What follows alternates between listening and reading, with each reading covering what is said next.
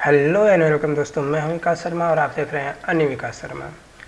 आज की वीडियो बड़ी खास होने वाली है, खासकर उन लोगों के लिए जिनको ट्रिपल सी का एग्ज़ाम देना है, क्योंकि आज की ये वीडियो हमारी ट्रिपल सी सीरीज़ की सबसे पहली वीडियो होने वाली है, जिसमें मैं ट्रिपल सी के तकरीबन सभी क्वेश्चंस को कवर करूँगा। जैसे कि ट्रिपल सी क्या है, ट्रिपल सी का सर्टिफिकेट कहाँ मिलता है, ट्रिपल सी हमें क्यों करना चाहिए, ट्रिपल सी के अंदर हमें क्या क्या पढ़ने को मिलता है, ट्रिपल सी का एग्जामिनेशन का पूरा प्रोसेस क्या है, उसमें डॉक्यूमेंट कौन कौन से लगते हैं, ट्रिपल सी करने के बाद आपके जॉब की परसेंटेज कितनी बढ़ जाती है, ट्रिपल सी के सर्टिफिकेट को आप कहाँ कहाँ लगा सकते हैं, ऐसी ढेर सारी क्वेश्चंस को हम कवर करेंगे।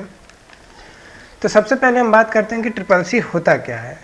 तो अगर ट्रिपल सी की बात करें तो triple C basically triple C का फुल फॉर्म होता है course on computer concepts. Course on computer concepts, जिसको अगर हम इसको हिंदी में कन्वर्ट करें तो कोर्स का मतलब हो जाता है पाठ्यक्रम, ऑन मीन्स होता है पर, कंप्यूटर का मतलब कंप्यूटर, कॉन्सेप्ट का मतलब होता है अवधारणा। तो कंप्यूटर की अवधारणाओं पर आधारित पाठ्यक्रम को ट्रिपल सी कहते हैं, और इसको आसान किया जाए तो कंप्यूटर की अवधारणाओं पर आधारित पाठ्यक्रम को ट्रिपल सी कहते हैं।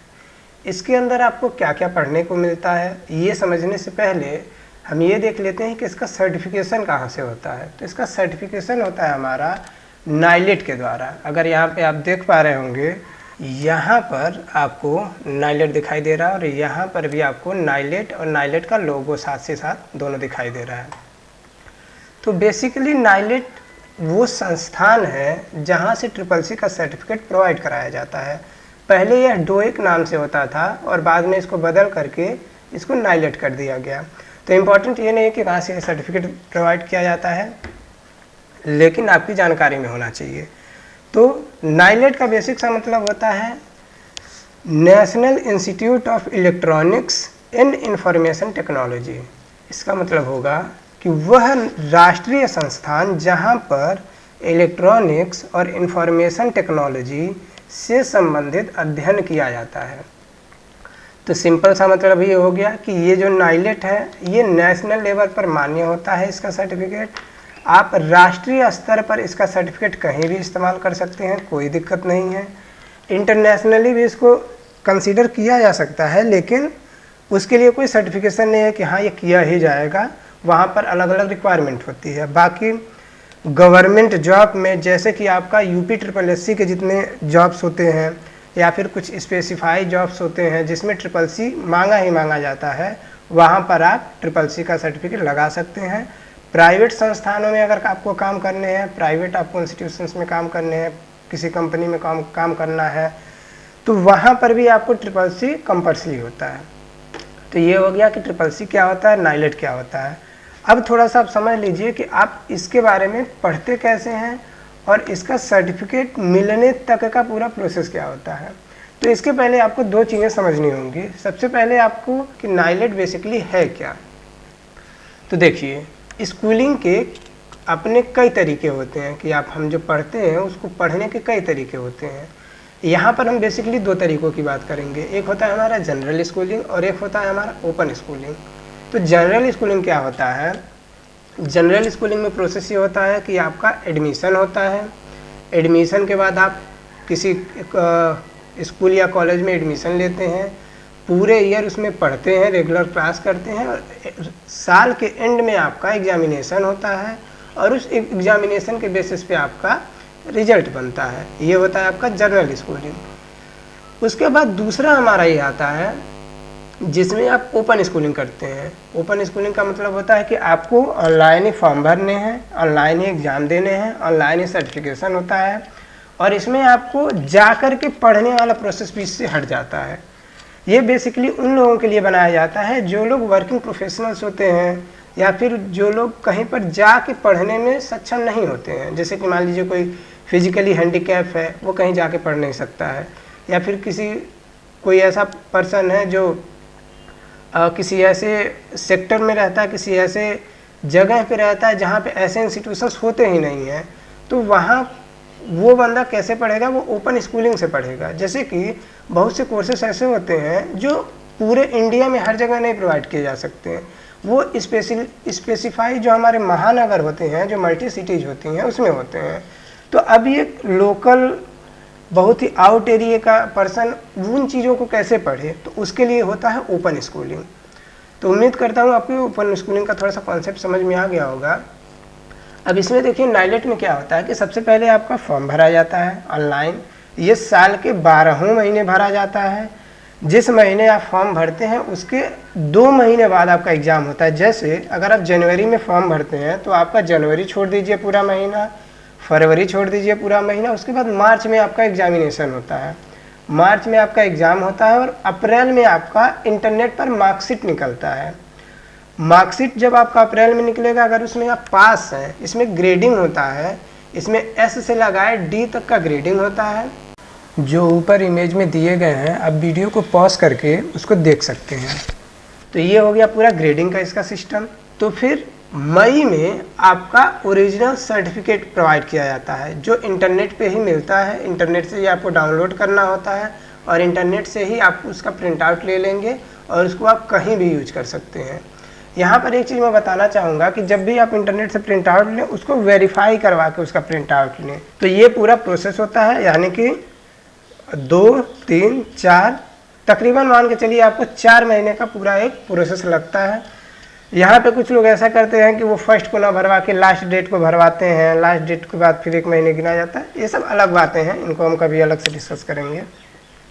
तो ये पूरा हमारा SSC का प्रोसेस होता है कि कैसे आप admission in the sense form भरने से लेके ऑनलाइन एग्जामिनेशन तक का सफ़र तय करेंगे। उसके बाद बात करते हैं कि SSC के ऑब्जेक्टिव्स क्या हैं।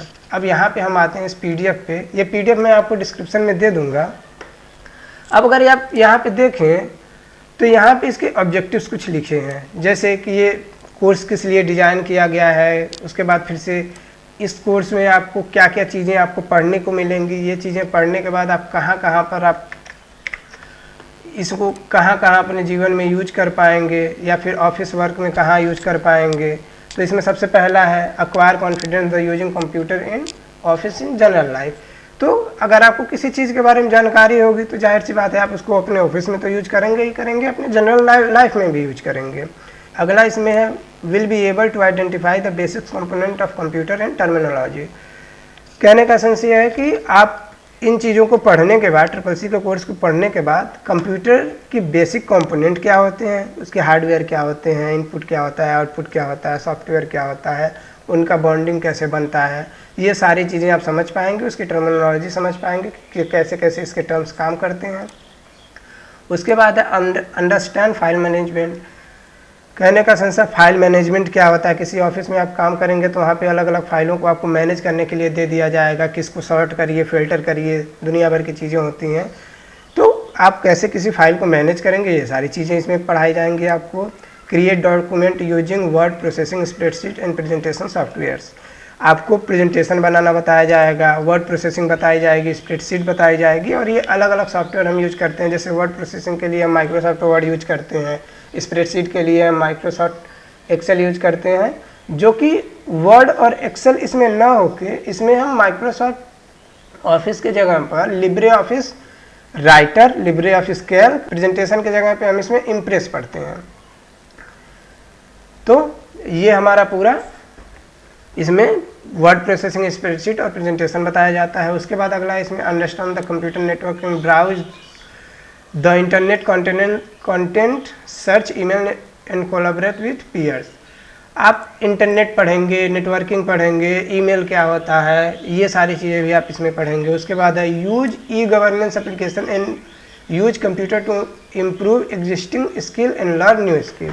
आप ई गवर्नेंस की चीज़ें पढ़ेंगे, जैसे कि हम डिजी लॉकर पढ़ते हैं, डिजी वॉलेट पढ़ते हैं, ये सारी चीज़ें जब हम पढ़ेंगे, एम पासपोर्ट पढ़ते हैं। उसके बाद जो गवर्नमेंट अलग अलग सॉफ्टवेयर्स निकालती है हर बार, हम उनको पढ़ेंगे। ऑनलाइन RTI पढ़ेंगे कि RTI क्या होता है, ये सारी चीज़ें हम इसमें पढ़ते हैं। अगला इसमें टॉपिक है understanding social networking platforms. Social networking क्या होती है, उसके अलग अलग प्लेटफॉर्म्स क्या होते हैं। सोशल नेटवर्किंग आप में से ज़्यादातर लोग जानते ही होंगे कि जो हम सोशल मीडिया यूज करते हैं वही हमारा सोशल नेटवर्किंग होता है। देन अगला है using internet for the digital financial service. आप इंटरनेट का यूज करके फाइनेंशियल सर्विसेज को कैसे एक्टिवेट करेंगे, उसको कैसे यूज करेंगे, ये सारी चीज़ें, ये इंटरनेट बैंकिंग का जो थोड़ा सा कॉन्सेप्ट होता है वो सारी चीज़ें भी इसमें कवर होती हैं। अगला है develop knowledge about future skills. Future में उपयोग होने वाले जो नॉलेज हैं, जो स्किल्स हैं, जो भविष्य में जाके काम आएंगे, उनके बारे में भी एक थोड़ा सा टॉपिक इसमें, सबसे लास्ट चैप्टर यही होता है आपका फ्यूचर स्किल्स का। इसमें हम यही सारी चीज़ें पढ़ते हैं। उसके बाद है कि इसका ड्यूरेशन कितना होता है। तो ड्यूरेशन इसका बेसिकली 18 आवर्स का होता है, जिसको 2 अलग अलग भागों में डिवाइड किया जाता है। पहला इसमें थ्योरी का जो 32 आवर्स का होता है, और दूसरा इसमें है प्रैक्टिकल का जो 48 आवर्स का होता है। 48 आवर्स का मतलब होता है कि कंटिन्यूस अगर आप पढ़ें बिना रेस्ट के तो 2 दिन, 24 दूनी 48।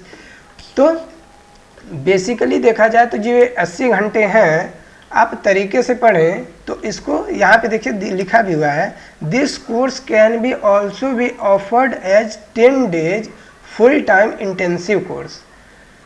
अगर आप रेगुलर 8 घंटे पढ़ते हैं, मतलब अगर आप किसी इंस्टीट्यूशन में जाएं और हमें कह दें हमें 10 दिन में ही अपना कोर्स ख़त्म करना है, तो ये जो 18 आवर्स हैं इसको 10 भागों में डिवाइड करके इसको पर डे 8-8 घंटे कर दिया जाता है, और इसको कंटिन्यू एक बैठने पर 8 घंटे आपको कंटिन्यूस पढ़ाए जाते हैं, और इस तरह से ये कोर्स 10 दिन में भी ख़त्म हो सकता है।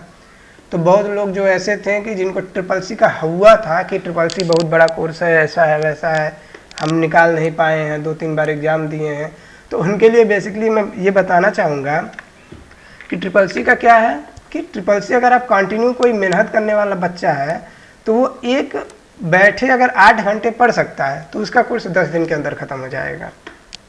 और ये मैं नहीं कह रहा हूँ, ये नाइलेट जो इंस्टीट्यूशन है जो ये ट्रिपल-सी का सर्टिफिकेट प्रोवाइड करवाता है उसका ये PDF है, उसमें ये मेंशन हुआ है। ये मैं अपनी तरफ से कुछ जोड़ के नहीं इसमें कह रहा हूँ। उसके बाद इसमें है एलिजिबिलिटी क्या चाहिए, कि आपको ट्रिपल-सी का कोर्स करने के लिए क्या एलिजिबिलिटी आपकी होनी चाहिए। तो बेसिकली ट्रिपल-सी के लिए कोई एलिजिबिलिटी नहीं होती है। बहुत लोग ये कहते हैं कि 18 साल के पहले आप ट्रिपल-सी का फॉर्म नहीं भर सकते, तो ऐसा कुछ नहीं है। आप ट्रिपल-सी का फॉर्म भर सकते हैं, कोई दिक्कत नहीं है। और यहीं पे मैं इसमें ये भी बताना चाहूँगा कि मिनिमम क्वालिफिकेशन भी नहीं है, ऐसे कुछ मेंशन नहीं है कि आप मिनिमम क्वालिफिकेशन 8 पास हो, 10 पास हो, ऐसा कुछ नहीं है। आप ट्रिपल-सी का एग्ज़ाम कभी भी दे सकते हैं। उसके बाद जब आपका ट्रिपल-सी का सर्टिफिकेट मिल जाता है तो आपका रोल क्या होगा, कहीं पे आप काम करेंगे तो वहाँ पे आपका रोल क्या होगा। तो वहाँ पे आप देखिए कंप्यूटर ऑपरेटर जो CEO कहते हैं सब, उस पर भी आप काम कर सकते हैं। डेटा एंट्री ऑपरेटर DEO के तौर पे भी काम कर सकते हैं। उसके बाद सोशल मीडिया ऑपरेटर के तौर पे भी काम कर सकते हैं। और इसमें अभी तो बस इसमें 3 ही लिखे हैं, आप बहुत सी इसमें फाइल मैनेजमेंट का काम होता है, उसके बाद अकाउंटेंट का काम होता है, ऐसे बहुत से पोस्ट होते हैं जिस पे आप काम कर सकते हैं। मतलब अगर कोई ट्रिपल-सी का कोर्स किया है तो उसको ठीक ठाक एक कंप्यूटर की नॉलेज वाला बंदा माना जाता है, और अगर उसका ग्रेड बढ़िया है तो उसको आराम से जॉब मिल जाता है। देन इसका अगला है detail syllabus in learning outcomes. अब यहाँ पे दिया गया है कि कौन सा चैप्टर, उस चैप्टर के अंदर आपको क्या पढ़ना है, कितना उसका थ्योरी है, कितना उसका लैब है, लर्निंग आउटकम्स क्या होंगे, कि अगर आप इस चीज़ को पढ़ते हैं तो आप किन किन चीज़ों के बारे में जान पाएंगे। तो बेसिकली ये PDF में डाल दूंगा, आप लोग वहाँ से देख लीजिए। मैं इसमें से मोटा मोटा थोड़ा सा बता दे रहा हूँ। इसमें सब चैप्टर 1 में आप इंट्रोडक्शन पढ़ेंगे, कंप्यूटर का इंट्रोडक्शन क्या है, लेटेस्ट IT गैजेट्स क्या होते हैं, सॉफ्टवेयर क्या होता है, हार्डवेयर क्या होता है, इनपुट आउटपुट। उसके बाद फिर से सॉफ्टवेयर में भी कितने टाइप्स होते हैं, और इन सब को पढ़ने के बाद लास्ट में आपका एक मॉडल क्वेश्चन पेपर होता है जिसको आप आंसर देंगे। ये भी आपको ऑनलाइन ही मैं प्रोवाइड करवाऊँगा। मैं आपको ऑनलाइन पेपर प्रोवाइड करवाऊँगा, ऑनलाइन OMR शीट प्रोवाइड करवाऊँगा, और मैं उम्मीद करूंगा कि मैं जो OMR शीट आपको प्रोवाइड करवा रहा हूँ आप लोग उस OMR शीट को भर के हमारे ग्रुप में ज़रूर भेजिए उसको, ताकि अगर इसमें कोई कन्फ्यूजन आपका होगा तो मैं वहीं से सॉर्ट आउट कर दूंगा। चैप्टर 2 में हम पढ़ेंगे बेसिक्स ऑफ ऑपरेटिंग सिस्टम। इसमें हम ऑपरेटिंग सिस्टम के बारे में पढ़ते हैं। ऑपरेटिंग सिस्टम क्या होता है, जैसे कि नॉर्मली हम विंडोज़ यूज करते हैं, उबुंटू है, लिनक्स है, काली है। उसके बाद फिर से हम मोबाइल के भी एंड्रॉयड पढ़ते हैं, सिम्बियोट्स पढ़ते हैं। इसमें ढेर सारी चीज़ें होती हैं, आप पढ़ेंगे, इसमें समझ में आएगा आपको। अगला है आपका वर्ड प्रोसेसिंग। वर्ड प्रोसेसिंग के अंदर कोई भी डॉक्यूमेंट बनाना, जैसे कि कोई लेटर टाइप करना, चार्ट शीट बनाना, ऐसी कोई चीज़ें होती हैं उनको सेव कैसे करते हैं, उनको क्लोज कैसे करते हैं, पेज सेटअप क्या होता है, प्रिंट आउट कैसे लेते हैं, PDF क्या होता है, ये सारी चीज़ें आप पढ़ेंगे। और ये इसमें हम लिब्रे ऑफिस राइटर पढ़ेंगे जिसमें ये सारी चीज़ें कवर की जाएंगी। लिब्रे ऑफिस राइटर बेसिकली आप ऐसे समझिए कि जो माइक्रोसॉफ्ट वर्ड होता है वही लिब्रे ऑफिस कैल्क हो जाता है, इसमें ज़्यादा कोई डिफरेंस नहीं है। इसमें जो चैप्टर 4 है उसमें हम स्प्रेडशीट पढ़ेंगे, जिसमें हम लिब्रे ऑफिस कैल्क पढ़ेंगे जो माइक्रोसॉफ्ट एक्सेल का सिमिलर वर्जन है। अच्छा, मैं इसमें बार बार कह रहा हूँ आपको कि इसके जगह ये पढ़ेंगे, इसकी जगह ये पढ़ेंगे, तो इसमें देखिए कंफ्यूज नहीं होना है। देखिए होता क्या है, कुछ सॉफ्टवेयर प्रोप्राइटरी सॉफ्टवेयर होते हैं और कुछ सॉफ्टवेयर ओपन सोर्स सॉफ्टवेयर होते हैं। तो बेसिकली प्रोप्राइटरी सॉफ्टवेयर स्टूडेंट्स के लिए नहीं बनाए जाते हैं, प्रोप्राइटरी सॉफ्टवेयर प्रोफेशनल यूज के लिए बनाए जाते हैं। लेकिन ओपन सोर्स सॉफ्टवेयर जो होते हैं जैसे लिब्रे ऑफिस कैल्क है, ये ओपन सोर्स सॉफ्टवेयर है, ये स्टूडेंट के लिए भी फ्री होता है और सबके लिए भी फ्री होता है। तो आप अब एक स्टूडेंट है वो कहाँ से जाए 3000 4000 का कोई सॉफ्टवेयर खरीदने, तो उसके लिए स्प्रेडशीट पढ़ा दिया जाता है। मतलब स्प्रेडशीट बनाने के लिए कैल्क पढ़ा दिया जाता है। बाद में कैल्क के सिमिलर ही माइक्रोसॉफ्ट एक्सेल भी होता है। इसमें ज़्यादा कुछ आपको कन्फ्यूज होने की ज़रूरत नहीं है। अगला इसमें है चैप्टर 5 में हम पढ़ेंगे प्रेजेंटेशन, जो इसमें इम्प्रेस हो जाता है। उसके बाद चैप्टर 6 में हम पढ़ेंगे introduction to internet and www कि www क्या होता है और इंटरनेट क्या होता है, और इंटरनेट के जो अलग अलग टाइप्स हैं जैसे लैन है, वैन है, टोपोलॉजी है, कॉन्सेप्ट इसका क्या होता है, सफरिंग किसे कहते हैं, ये सारी चीज़ें हम इसमें पढ़ेंगे। उसके बाद चैप्टर 7 में हम इसमें email, social networking, e governance services पढ़ेंगे। अभी मैंने आपको बताया ना कि जो सरकार की अलग अलग एप्लीकेशंस होते हैं वही हमारे यहाँ पे ई गवर्नेंस की सर्विसेज आ गए हैं, जिसमें हम डिजी लॉकर, उमंग, उसके बाद ई पासपोर्ट, रेलवे रिजर्वेशन, ORS, ये सारी चीज़ें हम इसमें कवर करते हैं। उसके बाद इसमें चैप्टर 8 है digital financial tools and its application. Digital financial tool में देखिए हम पढ़ेंगे QR क्या होता है, OTP क्या होता है, EPS क्या होता है। इसमें थोड़ा सा बैंकिंग, थोड़ा सा इंटरनेट और थोड़ा सा डिजिटल जो डेटा होता है उसके बारे में हम पढ़ेंगे। उसके बाद इसमें देखिए पूरा इंटरनेट बैंकिंग ही रखा गया है डिजिटल फाइनेंशियल टूल में, जिसे UPI हम जो आजकल QR कोड स्कैन करके फटाक दे भेज देते हैं, तो ये पूरा इसका सिस्टमेटिक क्या इसमें होता है, कैसे चीज़ें ट्रांसफ़र होते हैं, ये सारा कुछ इसमें हम पढ़ेंगे। अगला इसमें इंटरनेट बैंकिंग में NEFT क्या होता है, RTGS क्या होता है, AMPS क्या होता है। इसमें यहाँ पे शॉर्टकट, यहाँ पे इसका फुल फॉर्म दिया गया है तो मुझे अलग से बताने की ज़रूरत नहीं है। उसके बाद इसमें बिल पेमेंट क्या होता है, और लास्ट में वही क्वेश्चन पेपर और उसके आंसर्स आपको देने हैं। और इसमें सबसे लास्ट चैप्टर जो होता है वो होता है आपका overview of the future skills in cyber security. Basically इसमें आप अपने डेटा को कैसे सिक्योर कर सकते हैं और इन फ्यूचर जो भी टेक्नोलॉजी आने वाली है उसमें हम कौन कौन सी चीज़ों को यूज करेंगे, ये सारा कुछ इसमें कवर किया जाता है। तो बेसिकली ये आपका 4 घंटे का थ्योरी, 3 घंटे का प्रैक्टिकल, और ऐसे ही ये पूरा अगर आप जोड़ें तो इसमें लास्ट में यहाँ पे 32 आवर्स का थ्योरी और 48 आवर्स का आपका प्रैक्टिकल, और टोटल मिला करके आपका 80 आवर्स का पूरा ये कोर्स हो जाता है, जिसको हम अगले आने वाले तकरीबन 50 दिनों के अंदर अंदर कवर कर लेंगे। मैं प्रयास करूंगा इसको और जल्दी कवर करें, लेकिन ये आप लोगों के ऊपर है कि आप लोग कितनी जल्दी इसको कवर करते हैं, उतनी जल्दी इसको हम आगे प्रोसेस करेंगे।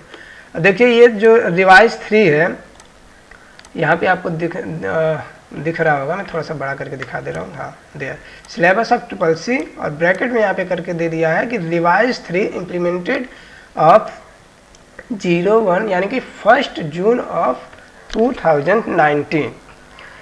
तो बेसिकली इसका मतलब ये होता है कि जो इसका लास्ट सिलेबस रिवाइज किया गया था, जो इसमें बदलाव किया गया था इसके सिलेबस में, वो 1 जून से 2019 के 1 जून से लागू किया गया था और अभी तक यही चल रहा है, और वही ये सिलेबस पूरा आपका इसमें पढ़ना है। तो उम्मीद करता हूँ CCC क्या होता है, CCC के जो क्वेश्चंस होते हैं वो आपको समझ में आ गए होंगे। अगर आपको समझ में आ गए हैं तो अच्छी बात है, नहीं समझ में आए तो आप लोग कमेंट करिए, मैं आपके कमेंट पर जल्दी से जल्दी रिप्लाई करूँगा। कोई और क्वेश्चन है उसको भी आप कमेंट कर सकते हैं। तो उम्मीद करता हूँ कि ये वीडियो आपको पसंद आया होगा, जो CCC का पूरा इंट्रोडक्शन वीडियो था। अगर आपके कोई और क्वेश्चंस हैं आप लोग कमेंट करिए, मैं उस क्वेश्चंस के आंसर देने का प्रयास करूंगा। इस वीडियो में फ़िलहाल इतना ही। अब इसका जो नेक्स्ट वीडियो आएगा उसमें हम CCC को सीक्वेंस वाइज कवर करेंगे पूरा। तो मिलते हैं नेक्स्ट वीडियो में, धन्यवाद।